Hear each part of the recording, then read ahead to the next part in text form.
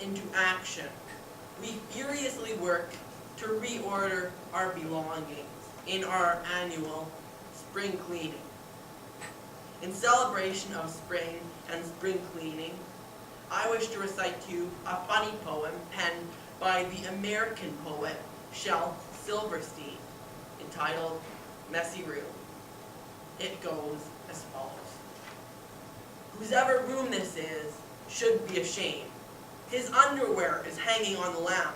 His raincoat is there in the overstuffed chair, and the chair is becoming quite mucky and damp. His workbook is wedged in the window. His sweater has been thrown on the floor. His scarf and onesie are beneath the TV. And his pants have been carelessly hung in the door. His books are all jammed in the closet. His vest is outside in the hall. A lizard named Ed is asleep in his bed. And his smelly old sock has been stuck to the wall. Whosever room this is should be ashamed. Donald or Robert or Willie or... Huh? You say it's mine? Oh dear. I knew it looked familiar.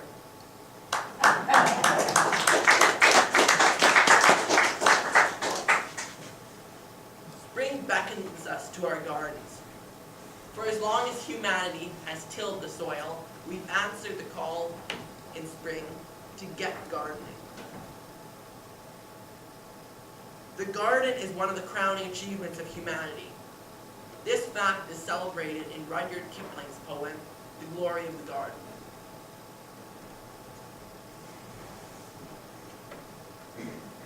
Our England is a garden that is full of stately views, of borders, beds and shrubberies, and lawns and avenues, with statues on the terraces and peacocks strutting by, but the glory of the garden lies in more than meets the eye.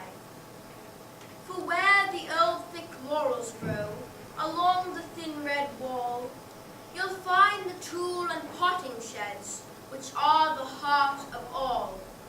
The coal frames and the hothouses, the dung pits and the tanks, the rollers, carts and drain pipes, with the barrows and the planks. And there you'll see the gardeners, the men and apprentice boys, told off to do as they are bid, and do it without noise. For, except when seeds are planted, and we shout to scare the birds, the glory of the garden, it abideth not in words. And some can pot begonias, and some can bud a rose, and some are hardly fit to trust with anything that grows. But they can roll and trim the lawns, and sift the sand and loam, for the glory of the garden occupieth all who come.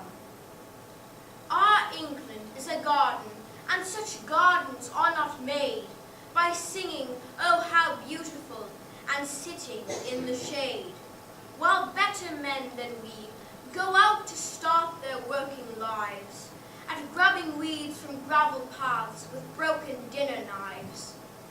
There's not a pair of legs so thin, there's not a head so thick, there's not a hand so weak and white, nor yet a heart so sick.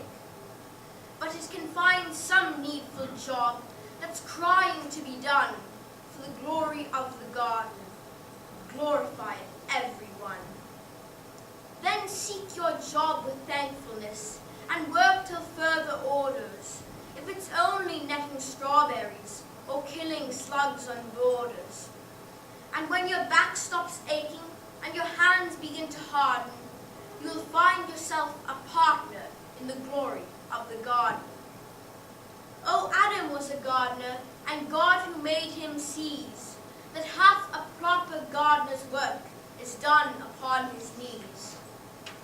So when your work is finished, you can wash your hands and pray for the glory of the garden, that it may not pass away. And the glory of the garden, it shall never pass away.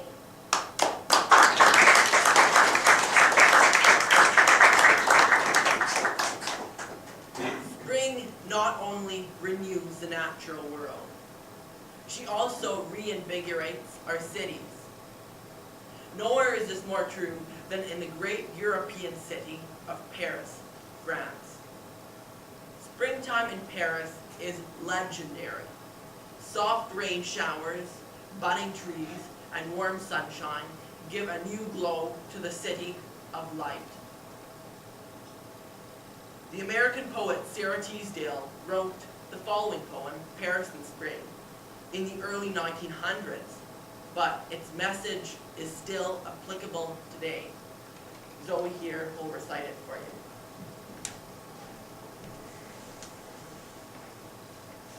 The city's all a-shining beneath a fickle sun.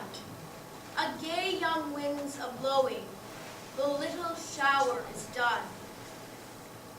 But the raindrops still are clinging and falling one by one. Oh, it's Paris, and springtime has begun. I know its parks are twinkling in a sort of hazy sheen, and down the Champs the old grey arch stands cold and still between. But the walk is flecked with sunlight where the great acacias lean. Oh, it's Paris, and the leaves are growing green. The sun's gone in, the sparkle's dead, there falls a dash of rain. But who could care when such an air comes blowing up the Seine? And still Ninette sits sewing beside her window pane, when it's Paris, and springtime's come again.